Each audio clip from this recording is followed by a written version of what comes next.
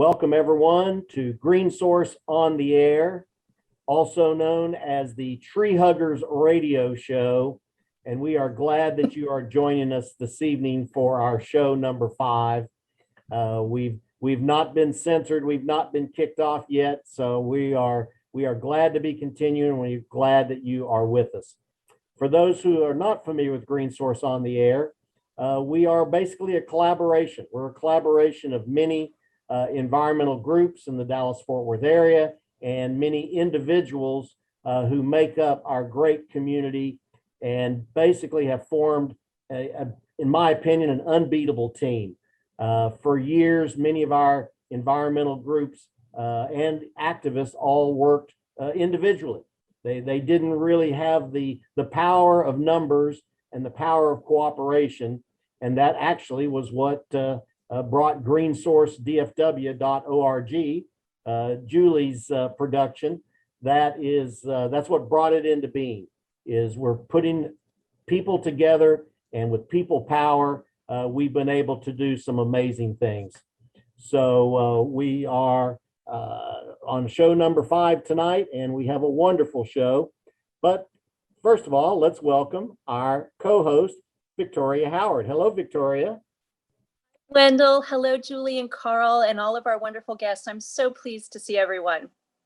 Well, and Victoria, and I think we're all a little zoomed out, but Victoria has been doing the Lord's work today, talking about one of our biggest projects. And Victoria, I think it's worth telling everybody, just generally what you've been doing and what today's meeting was right before you came on the air with us. Yes, I will gladly share with you. And it actually ties into the topics that we have today. I was previously on the EPA Zoom meeting. I am chair of the Dallas Sierra Club's Conservation and Eco Action Committee, for those of you that don't know. And we have partnered with the Lane Plating Citizens Advisory Group, which was created in reaction to the Lane Plating Superfund site, which is located near the intersection of Loop 12 and Bonneview. So the conversation today is going over the testing results that they have done at our request, our being Lane Plating CAG and Dallas Sierra Club, for the residential neighborhoods across the street from the Superfund site. Unfortunately, there are some contaminants there. We were talking before we went on air, what everyone Halloween is going to be like. And I share with you all, like, every day I learn more scary things about the environment. So for me, every day is kind of a Halloween when it comes to the environment in Dallas. And unfortunately, our friends in South Dallas there seem to be bearing the brunt of it. So I look forward to discussing this broadly with our guests today, because all of their work with feeding and food deserts and social awareness in their part of the world is crippled by these environmental contaminants and this environmental racism that has been a part of that area of Dallas for decades. Yeah, Victoria, we're going to have to be careful when we have our Halloween show. If we're all glowing green, we'll know that maybe that wasn't for Halloween. Yes, we'll know exactly. Yeah. So, well, the first thing we want to do is, as usual, we would love to thank our sponsors. And we start with our number one sponsor, who really has made these shows, and for the rest of the year, made these shows possible. Dallas College, Georgianne Moss and her whole team in the sustainability department of Dallas College. I will tell you, Dallas College was way ahead of all of the other institutions of higher learning. Dallas College was way ahead of them when it came to sustainability and environmental programs. So we thank them at the highest level. I went to one of their electronic recycling events today and dumped off an entire trunk full of old stereos and different appliances that they are able to recycle. So they're doing great work. Their website is really, really good. So I commend that to you for our top sponsor, Dallas College. But we have other sponsors, and they would be, of course, John and Margie Haley, for multiple decades, just rock solid. We had Margie on last month's program. She was great. EarthX and EarthX TV are our banner sponsors for Green Source DFW. So they're important. Victoria's and my organization, Dallas Sierra Club, is one of our sponsors. And then a new sponsor, Stephen F. Austin State University, also hosting, and they have a sustainability program that is cutting edge, and we appreciate their sponsorship too. And our next slide is something very important and something not to be missed. For those of you who may have missed or forgotten, well, you wouldn't have forgotten, when we had the Green Source Awards 2 years ago, 2019, Montopolis came up as they're basically an orchestra from Austin. They do their own original music, and the show we saw was a tribute to Big Ben. It was fabulous. This is their new show, The Living Coast. Cannot wait to see it. They are coming back to Dallas, September 25th. It's going to be at Texas Theater, 8 o'clock, Texas Theater. Tickets are available. We have some free tickets.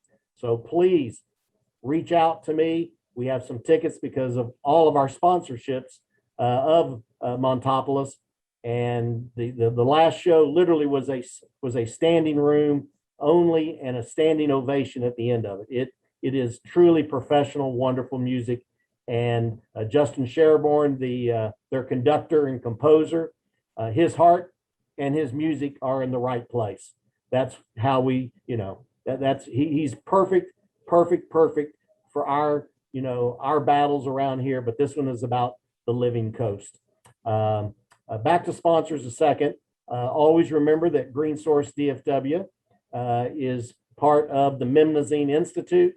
Marianne and Joshua, it's been their lifelong work to create an organization that not only seeks environmental justice, but also seeks social justice and many other good works.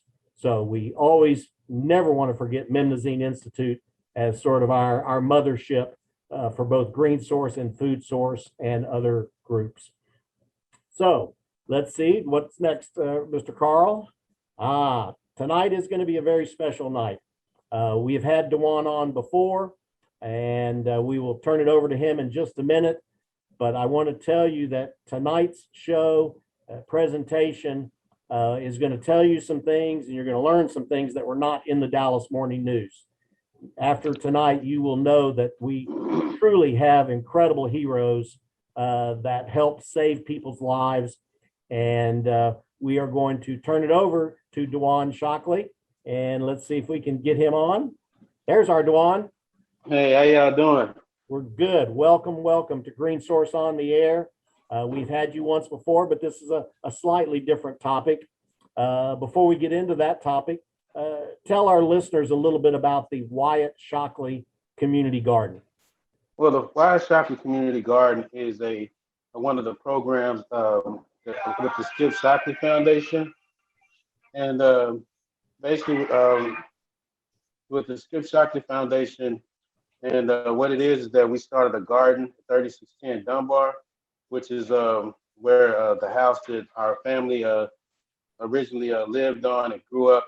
Now, with the Skip Shockley Foundation, what we strive to do is fight food injustice, environmental injustice, and to work in the community to provide resources for our community.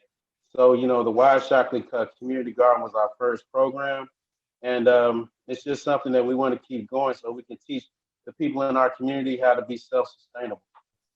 Good. I know we had some periodic rain in between usual Texas heat. What kind of year did you have? What kind of year did the community garden have this year? Well, we got some okra coming up. We got our trees are looking pretty well. The rain actually helped with that. So, we're getting everything going and getting everything started. So, we had a few issues with some of the crops, but we do have some okra coming up, and we got 3 fruit trees, and we got some beautiful flowers out there that are thriving. How, just tell us real briefly, how was the community, your community garden and all these community gardens, how are they accepted by the neighbors? What's been the response to that program? Well, it's been a great response to the program because we worked with Social Wise this summer. Also, of course, Not My Son and CIVN also work with them as well. So we were able to get people in the community paid for volunteering. So, it went really well, and the community has really supported us.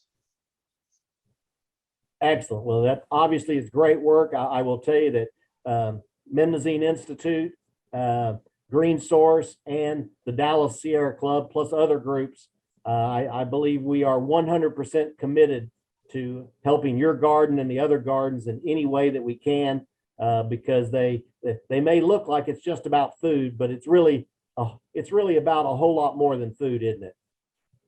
Yes, well, we're not just growing food. I also like to say that we're growing relationships and community cohesiveness. In the garden, especially this summer, we had people from all walks of life, all races, all cultures that all came together, and we shared in the work. So that's the importance of community gardening, because we're teaching, like we have children that come out, we have families that come out, and we use our gardening to teach lessons about growth and development, about proper nutrition and different things like that. And it kind of helps us to educate people at one central location and to show them something that's tangible from their actual work by them seeing how to grow things for themselves. And we've actually have people in the community that are actually growing things themselves now because of the efforts that we have with the Skip-Shockley, the Wyatt-Shockley Community Garden. Excellent. Well, for tonight's show, Dwan, I'm going to take you back to last winter, which, of course, after a reasonably hot Texas summer, sometimes we almost forget, but we're not going to forget last winter. Take us back to last winter and sort of take us through what you experienced and what lessons you think were learned from your experience. Okay. Well, it was really an interesting experience because, Linda Bay, she had told me like a week or so before that she was watching weather reports, and there was supposed to be like a cold weather freeze. And then after that, Marcus Russell had called me and told me that, there was like a houseless community behind his apartments that needed resources. So the next week when it froze, we actually got out there, me, Linda, and her son. I went and bought an axe and I started we chopped wood for the homeless. We provided resources for the homeless. And we also distributed food thanks to Inspired Visions to the members of the community in the Wheatley Place area. Now, the experience that I had with the Texas freeze or the Texas storm is that, there were a lot of people out there that didn't have resources. And if we wouldn't have went out there and actually helped these people out and given them the resources that they needed, they would have been in pretty bad shape. It was a coalition effort, like Not My Son, and you'll talk to her a little bit later.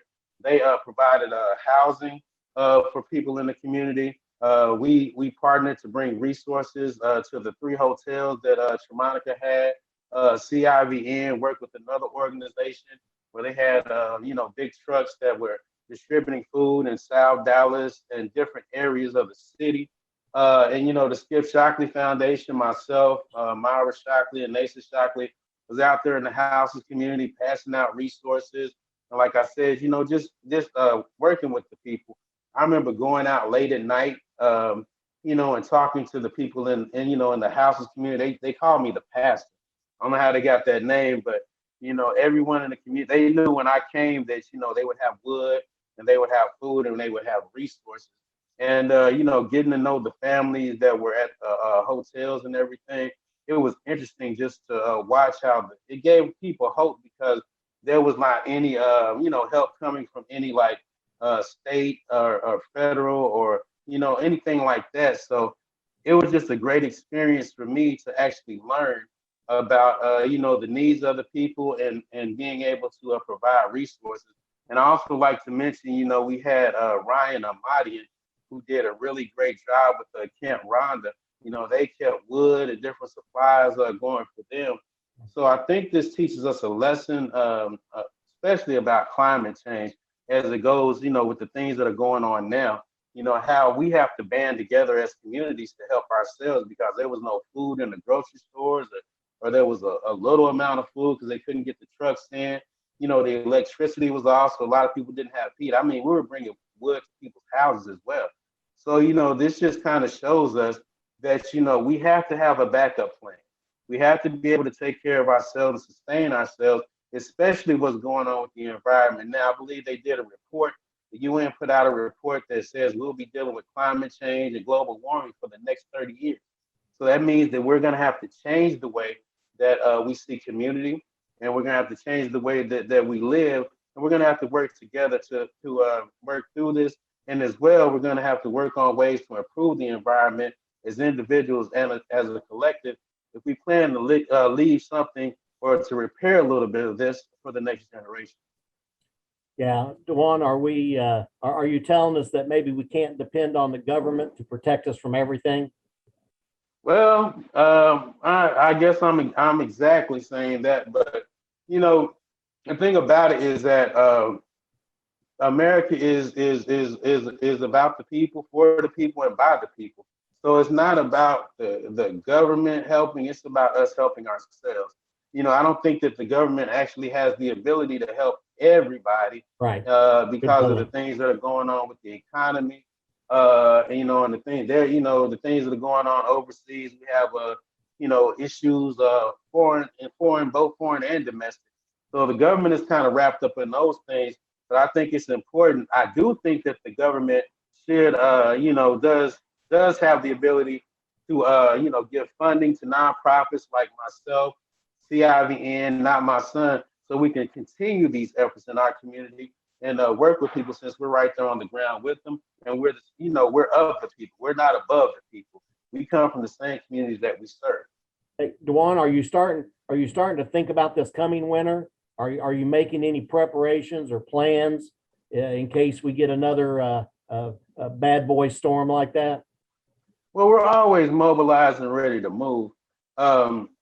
We definitely are prepared based on what we've seen in our experience to know what to do the next time. So, there are plans in place, and we'll continue to work together to, find solutions.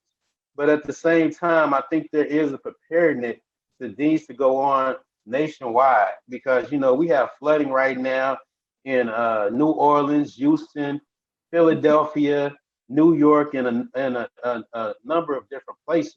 So I think that when you talk about the government, I think that the government needs to look at the fact that we have to fund and help nonprofits like ourselves to be able to stand and deliver when these type of things happen.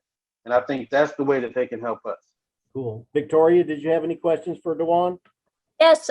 First of all, Dwan, it's lovely to see you again. Thank you so much for being here. But I actually have a two-part question in response to what you've been saying. First part of the question, for those of our listeners and viewers who aren't familiar, could you share with everyone the part of the world that you work in and the fact that it is considered a food desert? Part one. Yeah.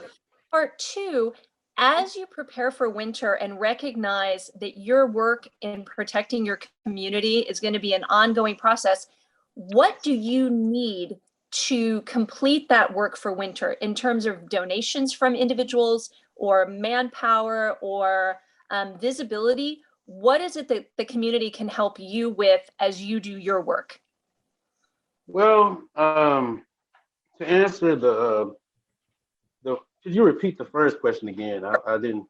Absolutely. If you could share with our listeners where you are, what part of the world you are, and also your food desert status, for lack of a better word, that you're kind of out there alone. Okay. Well, we serve the South Dallas area, and this is an impoverished community that's been historically impoverished. So people there don't have access to resources and things that they need on a daily basis. And when I was, I'm the former vice president of CIVN. When Marcus and I were out there working in the community, especially during COVID-19, we had to actually go into communities and take food to people's doors or come into their apartment buildings because a lot of them didn't have cars. And of course, they couldn't transport the food, transport the food on the bus or just walking. So I think those things are very important. We have basic needs that need to be addressed in the community. So the community that we work in, what we need funding, we need donations. You can go to Skip Shockley Foundation, the Skip Shockley Foundation website, and you can donate there. And that's basically what we need. We have we have the organizations, we have the manpower to get these things done. But what we need the funding because so that people can work on a full-time basis to serve the community. And I think this is a necessity because the environment not only affects our community, it affects all communities. So this isn't a community, just a one community thing. It's a world community thing. So I think that when Exactly. Martin Luther King said, "An injustice anywhere is an injustice everywhere." So I think that it's important that we bring food justice, and we don't like to use the word food desert. We like to use the word food apartheid because actually with food apartheid, this is something that is designed to be that way.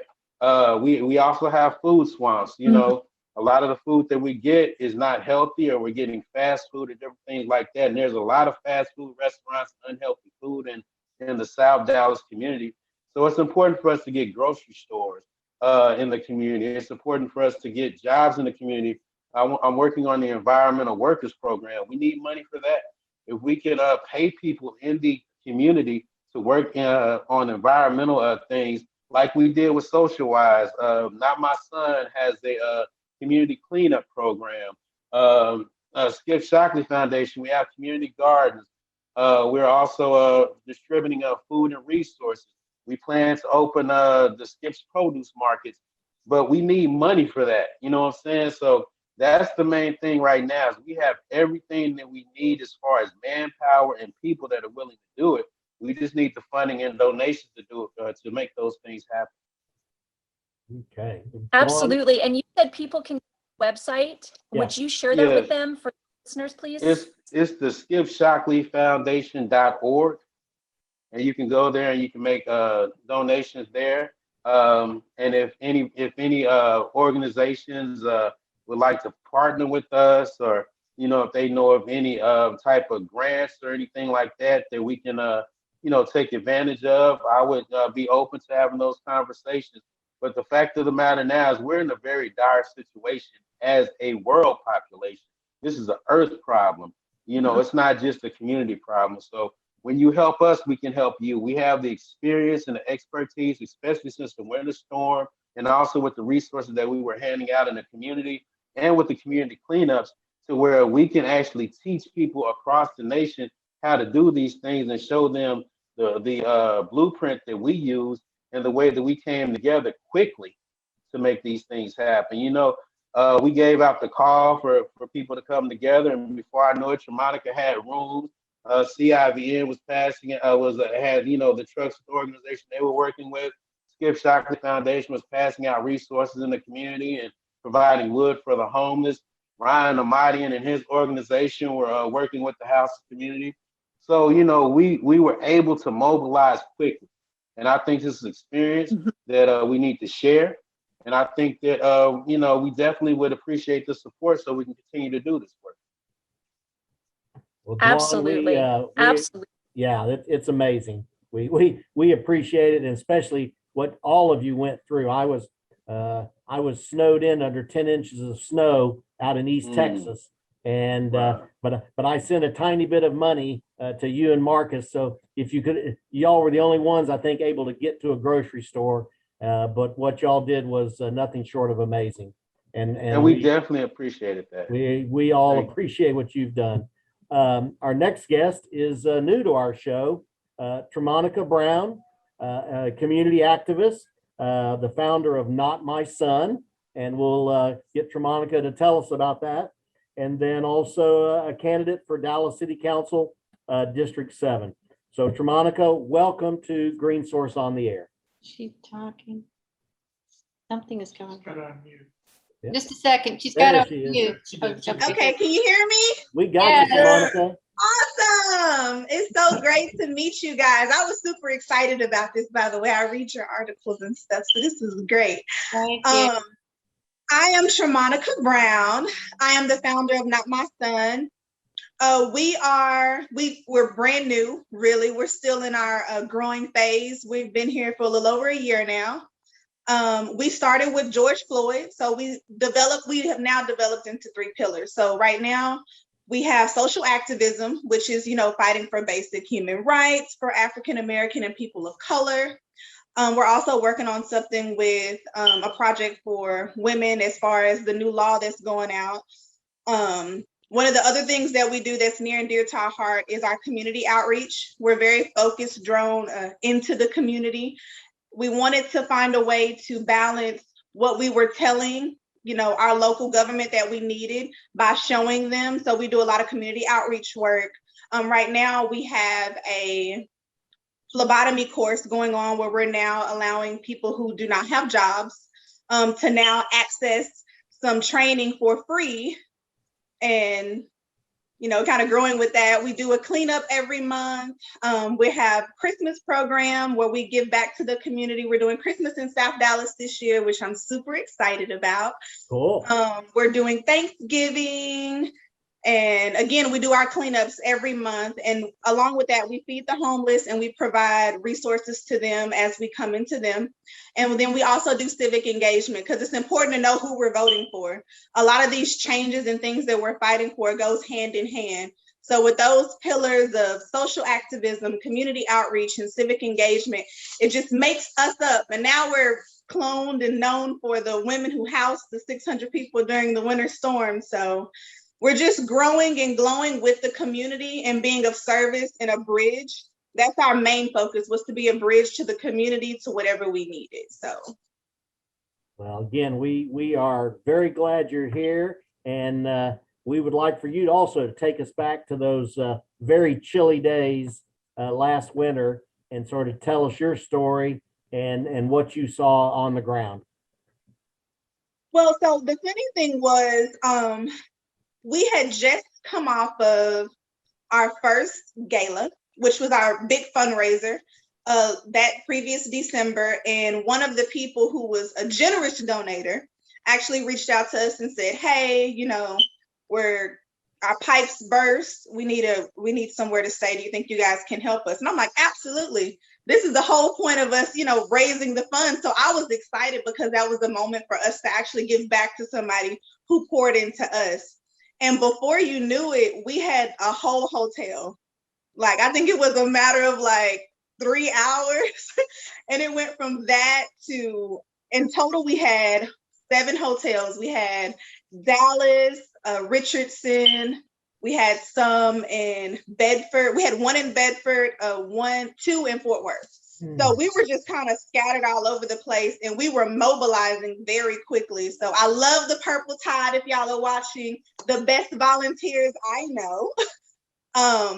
It was hard because I definitely made calls to our local government. They did not answer the call and at least try to filter some of the money that came into Dallas down to the people that was, doing the work. I made it a big issue to, let people know in different communities that, just come to the hotels. So that way you can see that we have tons of people here. We also had a lot of the people who actually lost their homes due to trying to burn fires in their fireplace.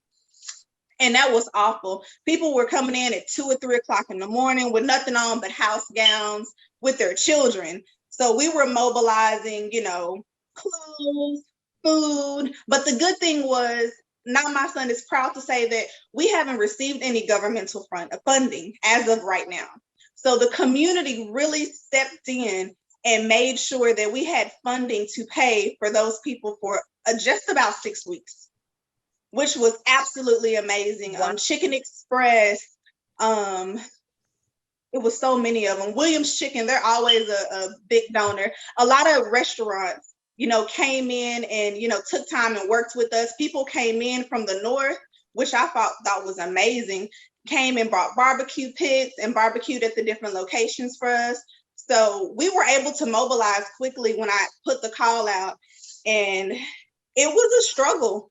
We did not have, the assistance of what you would think that one should have, especially with Dallas being given $1 million.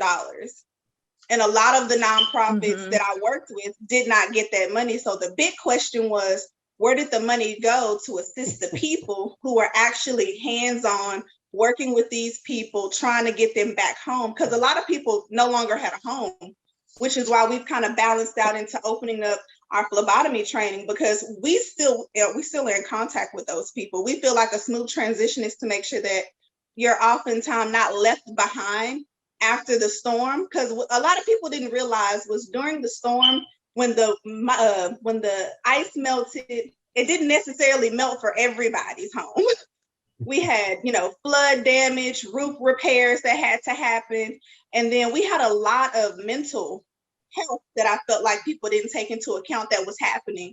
And so now my son also brought in therapists to, help. We brought in DISD, coordinated with the homeless program, so that way kids were able to still go to school in the middle of this. So we were juggling a lot. I'm super duper proud of my team, and I'm proud of super proud of Dwan. And actually, CIVN was the kind of tip of the iceberg, because he was the first person to get us out there to kind of like almost brace for impact of what was about to happen when we went out that night with the homeless. So they were amazing for that, because little did we know the next couple of days we were all going to be on our toes. So it was a great experience, because it lets me further know that Dallas community somehow always manages to take care of Dallas's community, regardless of who we have to serve as our elected officials or who's supposed to be dispersing funds and the irregularities that come with where those funds actually go to. So we're super blessed and proud to still be a part of the community's function and to be able to give back as we can. Well, Tramonica, I think the first thing that comes to my mind is it's clear that you and Dwan, and we're going to hear from Marcus, I mean, you saved people's lives. There's no question that certainly the homeless or people that, were in homes that didn't have electricity, they were not going to make it. 0 degree temperature, those people are not going to make it. And so your work was nothing short of incredible. And you deserve whatever accolades and whatever thanks that you've gotten, and plus some. What are you thinking about for the coming winter? What is your thoughts about being ready if we get another nasty storm? So good thing is we actually had our headquarters at the La Quinta Inn in Richardson. So we built a great relationship with them. And as soon as we found out the Louisiana hurricane hit, we immediately, we have everything in place now. We have medical, everything that you could possibly think of that people would need. Because of the winter storm, we were able to keep those communication lines open with those people. So we have a full plan in place if we ever freeze again. So I'm pretty sure not my son will be taking the lead again, but we'll be better prepared, and we will lean heavily on our government to make sure that, whoever is getting those funds, we need to make sure that they're allocated to people who are actually going to be dispersing it towards what we're using, what the purpose of them are. What the purpose of them, the use of them. Because that was the whole thing, is that $1 million came in and I don't know where it went. And it was specifically to help during that specific moment in Dallas. So we're here. That's wonderful. Victoria, you have some questions? Yes, so lovely to meet you, Tramonica. I'm so happy that you were able to be here. I actually have another two-part question. First of all, could you share with our listeners how and where they could donate to you and the wonderful work that you do?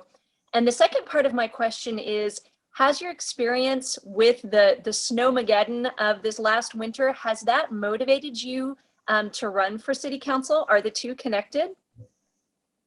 Oh, that's a great question. Okay, so I'll answer that one first, and then how to donate to us last. Perfect. Well, the actual call to action was during the George Floyd protest and seeing the real need of, the defunding the police and the reallocation of funds and dissecting that as a whole person who's actually born and raised in a community and knows what it takes to, bring unity into the community. So I announced my run last December, and then the storm happened. And I had to make a choice, honestly, Victoria, between whether I was going to, be the politician or be the person that the community needed to aid. And I made a choice that ultimately I think played a major part in my not winning, because like I said, it was like 6 weeks that we rolled into that hotel, and that was a full-time job. And it just wasn't a way to truly advocate for one's position that they want to attain and still get these people situated, motivated, back placed into a home, or for the homeless that we did have, placed somewhere to where they can now flourish and go, because that was the goal. So I made a choice, and ultimately I finished the race. I did not finish last place, so that still let me know that the community, hello, they're like, she's still here. We didn't, you didn't get in, but, I got a lot of great feedback, still in connections with a lot of people. Former council women reached out to me and definitely sung my praises and let me know that the work was not done in vain. And I left it on a high note. I think it was the plan all along. And I think the community needed to see someone choose them other than a political charge. So it was worth it in the end. I think it all went full cycle. Marcus spoke, great words before the storm even hit me. So that way, kind of letting me know it is the first time. And I mean, hey, it's always next time. And the community, I think I gained more respect on the political realm, and the community has engaged and took me in a lot quicker. And then Dwan was right there on my hip as well. So I had a good balanced team to be able to transition and to not really take it to heart when it came time to pick and choose what was going to be the best route. And I'm always community first. So, but to donate, we would love for you to come donate both monetary and your time. You can go to notmyson.org. I'm sorry, notmysondallas.org. Or you can reach out to us on Facebook, which is Not My Son Dallas, on Instagram, Not My Son DFW. If you go to the website, we have a place where you can donate and a place where you can volunteer. Again, we have cleanups every single month. We have different things that you can be interacting with. We have tutoring for children. We have story time, a whole bunch of good stuff. So once you get on the website, you can kind of look around and see the different stuff that we do. And also, the big thing that we have every single year is our gala. Last year was our first gala, and we end up using the money immediately back into the community. So we're hoping to have a really good turnout for this gala. And so please keep your eyes out on that. Follow us on Instagram, Facebook, check in on the page from time to time, and we'll definitely need that support. So thank you guys. Oh, thank you. And tell us, when is the date of your gala? Is it this fall? The gala is December 4th. The location is going to be at Lofty Spaces, and tickets will go on sale, I want to say October 15th. And we can get those tickets will go on sale October 15th. Yes. Yes, and we could get the tickets for the gala on your website? Yes, you can get them on the website, and they'll also be on Eventbrite. Wonderful. Not My Son Gala. Yep, just like that. Wonderful. And I want to tell you to comment on your mentioning of your candidacy and kind of putting pause on that. I will tell you, I think the city of Dallas doesn't need a politician. They need you. And the fact that you let your heart. Thank you. And this grandiose idea of whatever a politician should be, we need you versus, the traditional politicians that we see. So I think the universe led you to the perfect place, exactly where you need to be. And I have a feeling that your political life is not over. It's just been diverted a little bit, and we'll come back on track. Thank you, Victoria. You're welcome. Thank you. Thank you, Tramonica. That, as our listeners are already figuring out, The city of Dallas has some really incredible people, and they obviously, excelled under a lot of stress and a lot of pressure. They did a marvelous job. Our last guest for tonight, some of you may know, I remember the first time I heard Marcus speak. I was motivated in so many different ways. And also, I think we all need to be motivated to get our checkbook out because Marcus Russell, founder of Commissary, is very necessary, is just a key leader, not just in the Southern Dallas community, but Marcus is a key leader for the entire area. And we are so glad to have Marcus. He has won a number of awards from different organizations, and we are so glad he's here. And Marcus, can you hear us? I can barely hear you. Can you turn it up a little bit? Well, Can y'all hear me? We're Yes. hearing you pretty good. I'm normally not particularly soft spoken, but the most important thing is we can hear you. Can you Okay, turn- okay. Can you So turn your computer? Let me see. Well, I don't know why I can't hear y'all. On your keyboard? Well, I'll be looking kind of, hold on. It's getting better. Well, for some reason, I have to put my ear to the phone, but I'll pull it back when I answer the question. All right. Well, we're the only question is tell us a little bit about Commissary is very necessary. And then even without a question, we're going to let you tell us what you remember about Snowmageddon last winter. All right. Well, I'm Marcus X. Russell, president and founder of Commissary is Very Necessary. I really appreciate y'all giving us this opportunity. These small grassroots nonprofit organizations like Not My Son, the Skip Shockley Foundation, and Commissary is Very Necessary, an opportunity to tell their story. Because a lot of times we're so grassroots, we don't make it to the Dallas Morning News, we don't make it to the news stories, and a lot of times, sometimes we're that spark that lighted that flame that really helped some people this summer. Tell you a little bit about what we do. Commissary is Very Necessary is an opportunity organization. We provide opportunities to families, churches, schools, communities, any organization. We started out in the Highland Hills area in neighborhoods that had high crime rates.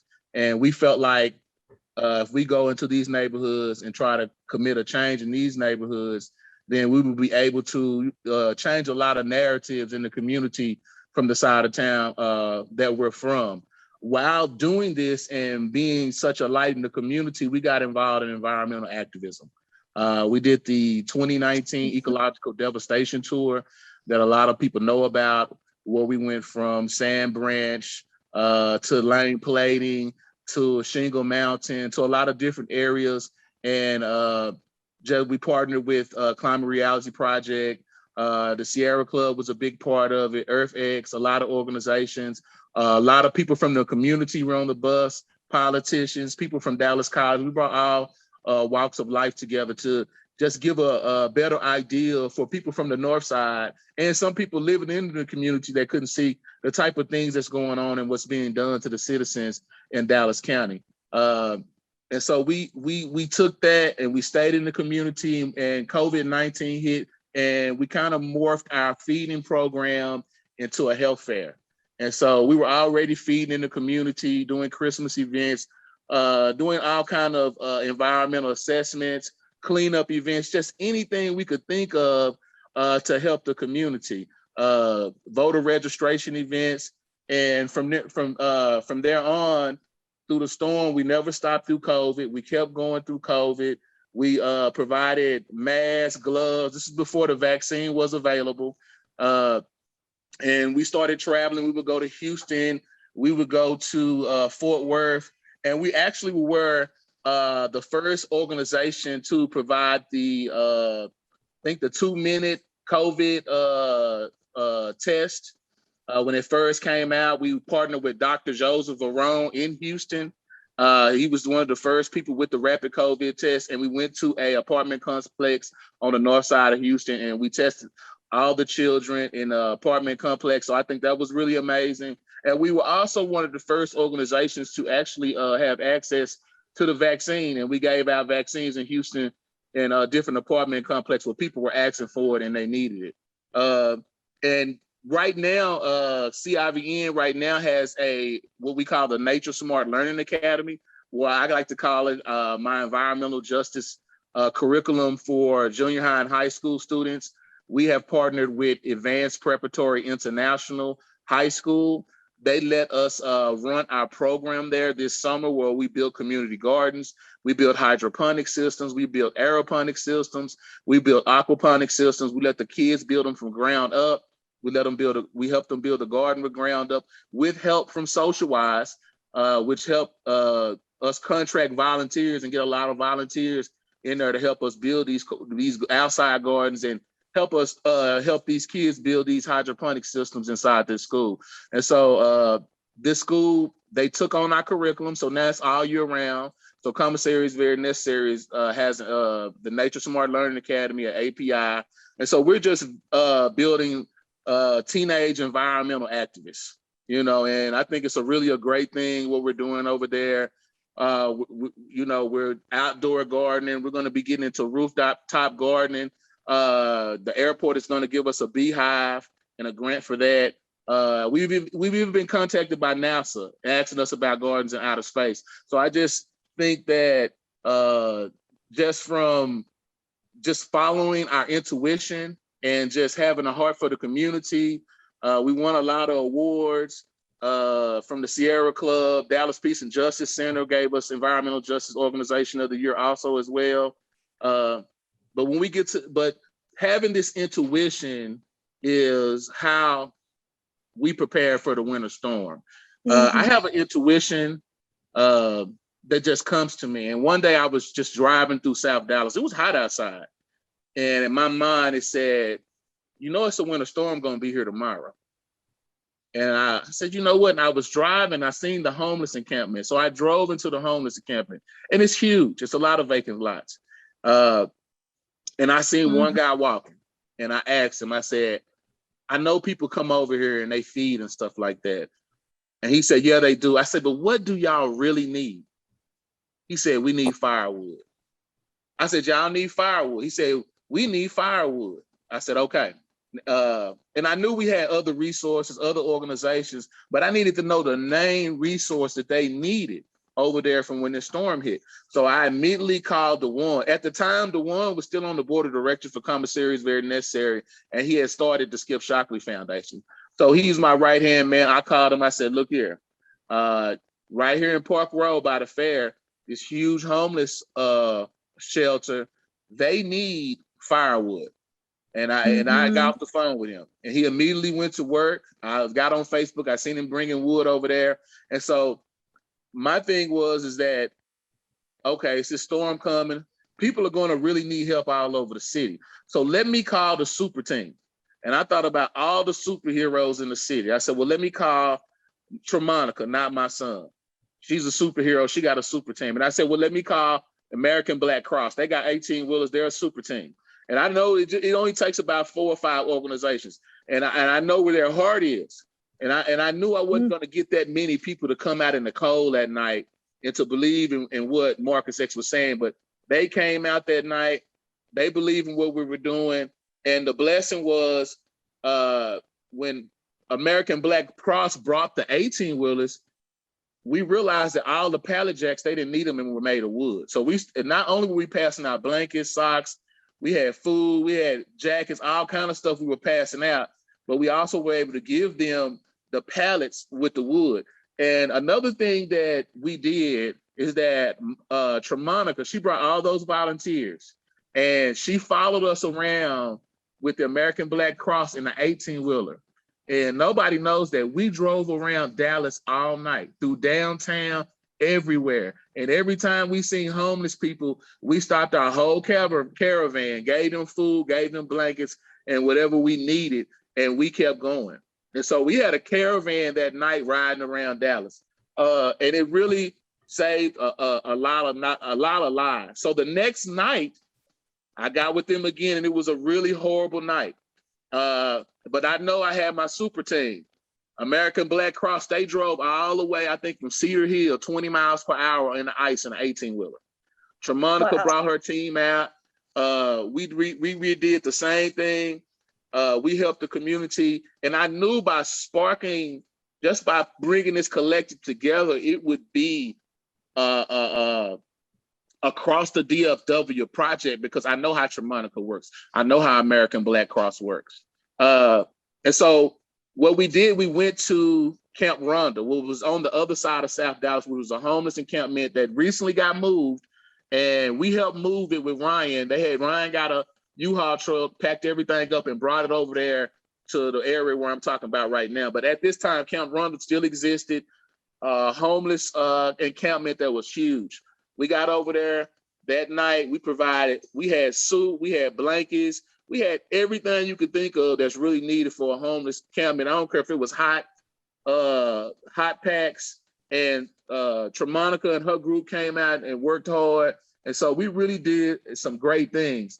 The one thing about that story was one of my administrators, her name is Mariah McDonald.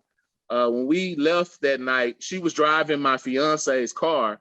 And when she left my house and where we were helping the people at, she got caught up in that big wreck, the biggest wreck in Dallas history on the freeway. And so I made it home. I was tired. We've been feeding the homeless all night. It's snowing, it's ice. She calls me. She got blood on her face. She's screaming. She says she's in this 100-car pile up on the freeway. She need help, come get her. So I ran and got in my car.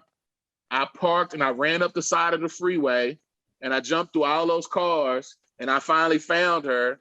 And then I took her back to our house. And so my girl, her car got totaled. We never even got the car back. And so, it was just, and also, during that time, our lights were off. We stayed right here in front of Fair Park. All our pipes busted. And so, we were out there helping people and things were just happening to us. But we were just really blessed to have the opportunity. And what we're talking about is just 2 nights. The first 2 nights when I had the epiphany, the intuition that said, let's go get together. Something is about to happen. I feel it.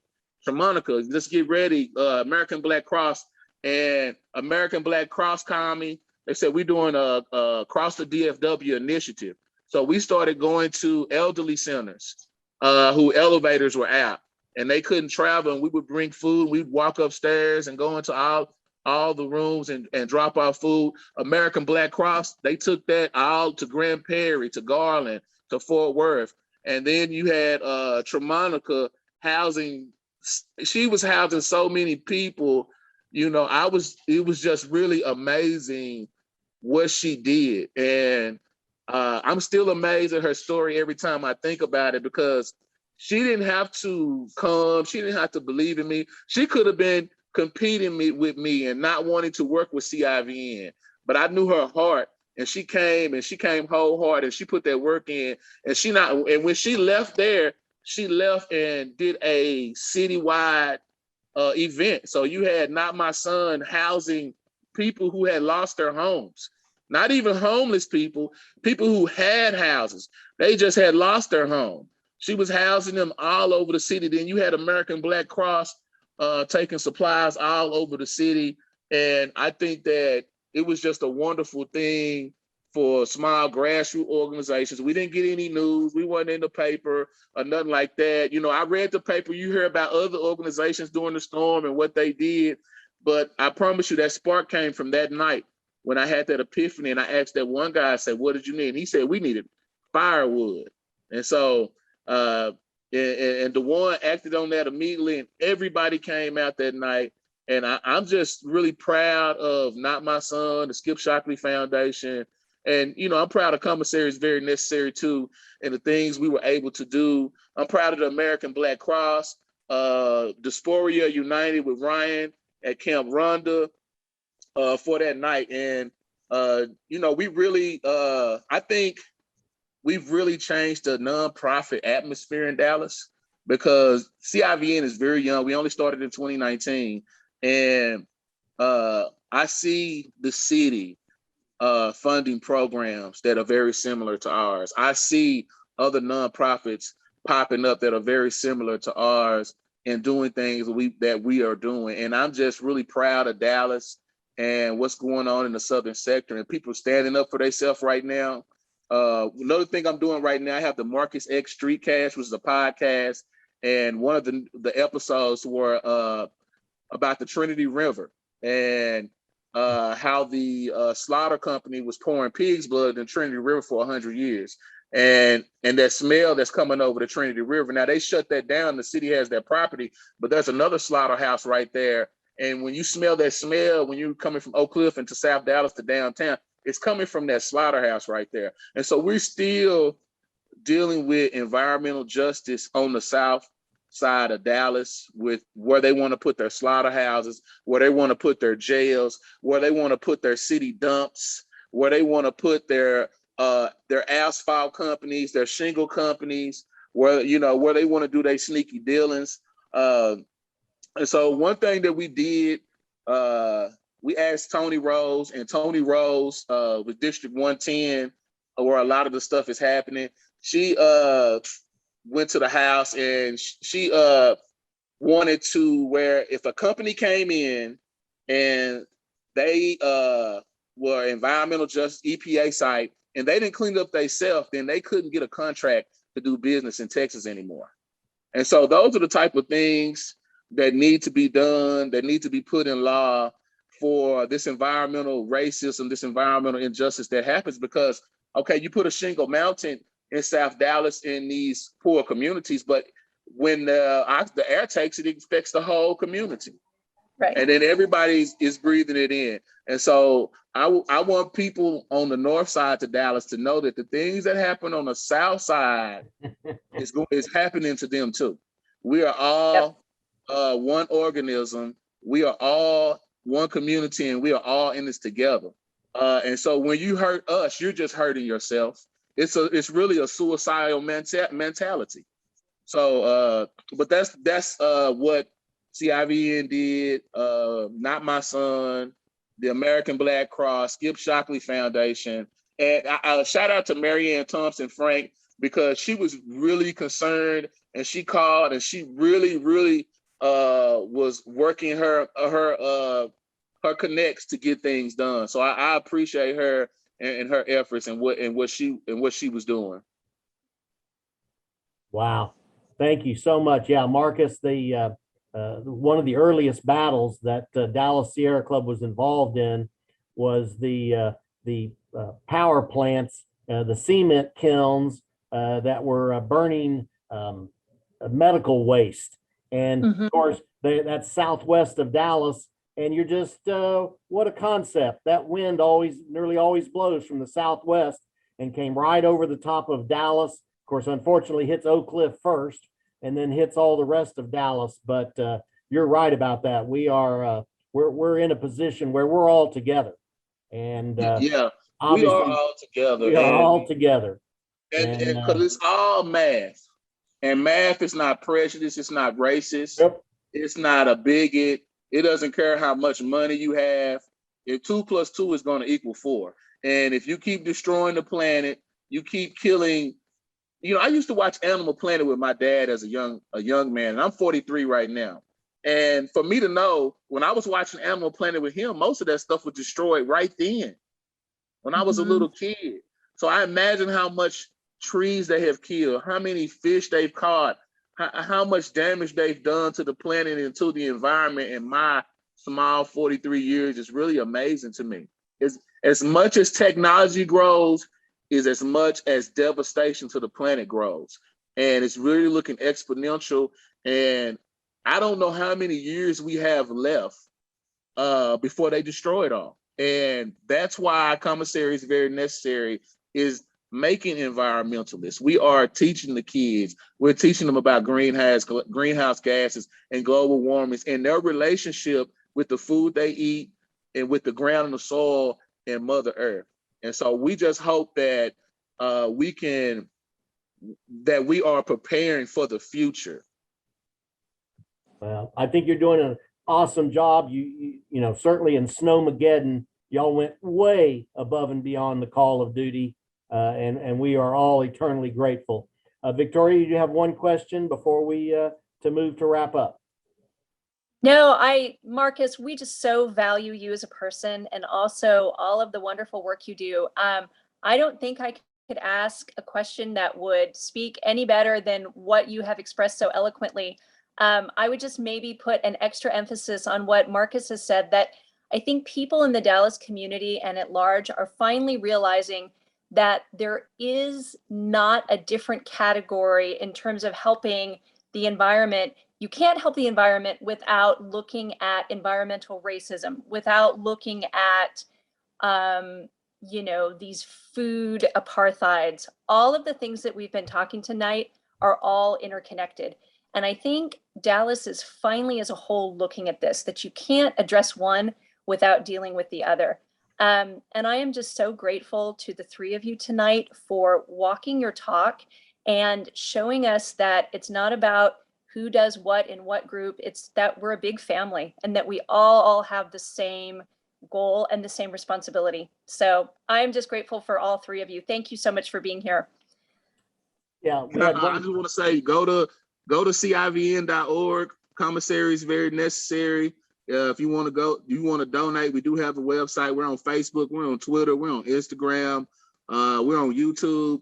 But go, I would love for you to go to commissaryisverynecessary.org, civn.org, and just check the website out and just see what we've been doing for the past 3 years.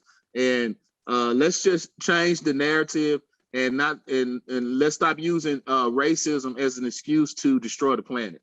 I agree. Marcus, Amen. there was one question from Julie Ryan, one of our writers, about Tony Rose.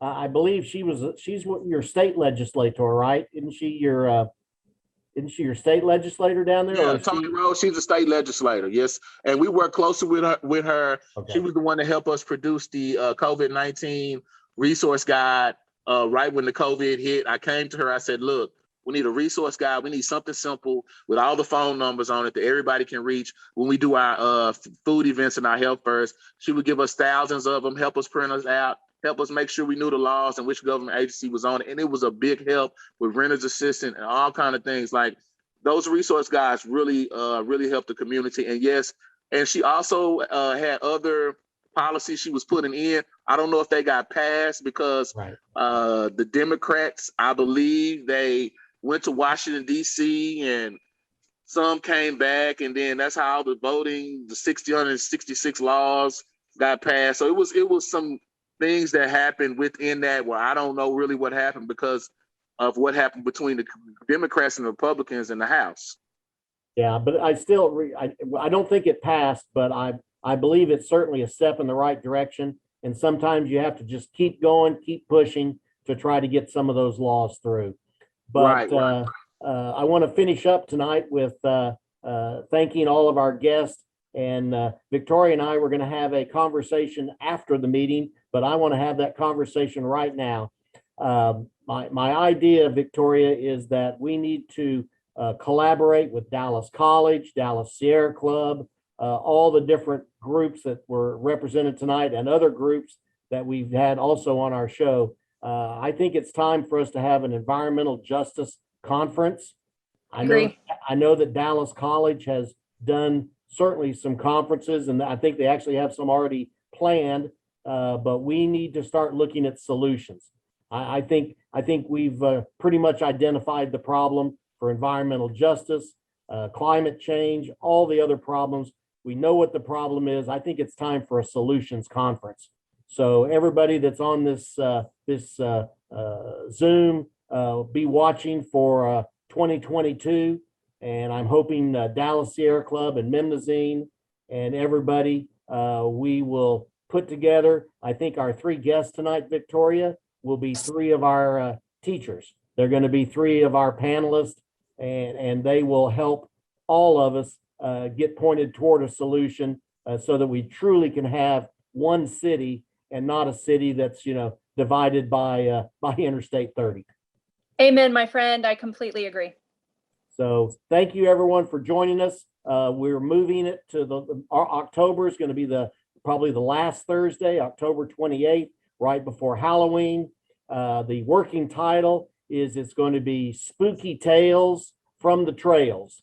Various Dallas Sierra Club people and some of our other friends are going to tell us about some spooky but true things that have happened to them in their treks into the wilderness. So we're going to have a little fun at Halloween. Victoria and I are going to figure out what our costume is going to be. And so we're going to have a lot of fun. But thanks, Tramonica. Thanks, Marcus. Thanks, Dwan. Always thank you, Julie Thibodeau, Carl Thibodeau. Without them, the technical parts of this show would simply not happen. And we will see everybody in October. Thank you, everyone. Thanks, everyone. All right. Thank y'all. Thank you Bye. guys for Thanks, having guys. us. Bye-bye. All right.